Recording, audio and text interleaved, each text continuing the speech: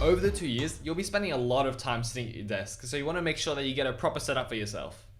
The first thing I definitely recommend is getting a stand-up desk. First of all, they're actually quite cheap. You can get them secondhand easily. I got this for $100. And considering how much you're going to use it, it's well worth the investment. Not only does it keep me awake during those late nights, but it's also really good for your back and for your posture rather than sitting down all day. And you want to also make sure that your stand-up desk can actually switch from standing up to sitting down, because this way, whenever you're tired, I just go straight down, so that way I can sit down straight away. So you can mix between the two during your study sessions. The next thing that's pretty obvious as well is you need a good chair. For the 3 years before my diploma, I was actually using a random chair from Officeworks. It was only worth $30, and I was actually starting to get back pains at the beginning of my IB. So this is when we decided to upgrade my chair to actually something that's good for your posture and good for your back, and it made a huge difference. Trust me, you don't want to get backaches and pains while you're trying to write an AA late at night or doing your homework. Invest in a good chair.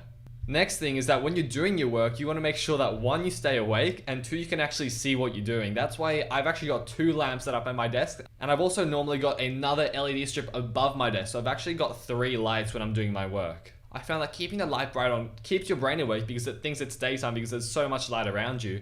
And also, it means that when you're writing, you can actually see what you're writing instead of having these big shadows on your work. Now, going on to some of the optional things that I would definitely recommend is, first of all, getting ambient lighting. Sounds a little bit strange, but it's actually really good for your circadian rhythm, and that way you can tell your brain that you're about to go to bed before going to bed. Essentially what this does is that from the moment you stop studying, your brain gets into a wind down mode where, because the lights change, all the surroundings change, it knows that you're about to go to sleep, so it prepares itself. That way, you don't have to sit in bed for 30 minutes, kind of just wasting time lying down, when really, you could be falling asleep straight away because of this. Alexa, I'm tired.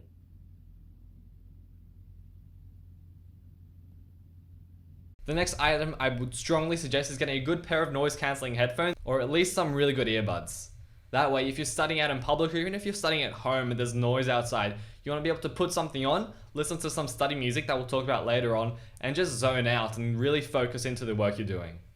What I've also found is that if you're studying in a public space like a library or at school, nobody's really going to come up and disturb you because they can see that you're in the zone. So it's also really good for that.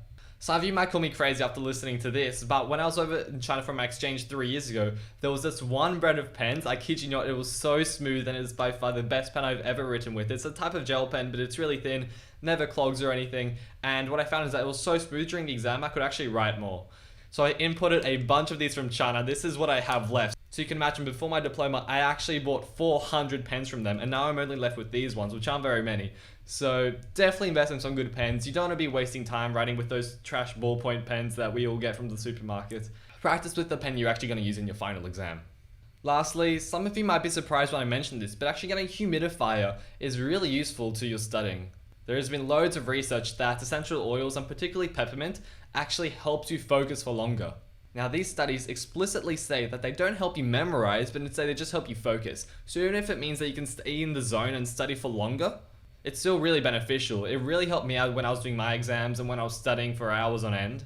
So it might sound a little bit crazy, but I found that it actually really helped out. And as soon as I put it on, it kind of gave me a kick of energy to continue writing. Don't worry, you won't get addicted on this stuff or anything. It's super easy to find. It's nothing dodgy. There's loads of research papers. I'll attach them everywhere. But getting a humidifier, and particularly putting peppermint oil in it, I found is really useful, so give it a go as well. Now, another thing you've definitely noticed is that I've got a monitor set up, which is incredibly useful when you're doing a lot of research or you're trying to gather information from all different documents that you've got set up. For example, when I was writing my talk essay, I was getting information from 5 different documents our teacher had sent us and compiling it together into one tiny condensed document. So it was really useful to have this extra space when I was doing that. And also when you're doing research, like when you've got your E, and I've got 4 different pages set up, reading through all of them one at a time, it's really great to have so much space to just look through, and it's also better for your eyes. There you have it. That is how I've made my study setup the way it is, and why I've actually chosen to put all these different aspects to it, and why they also have a purpose in how I've studied.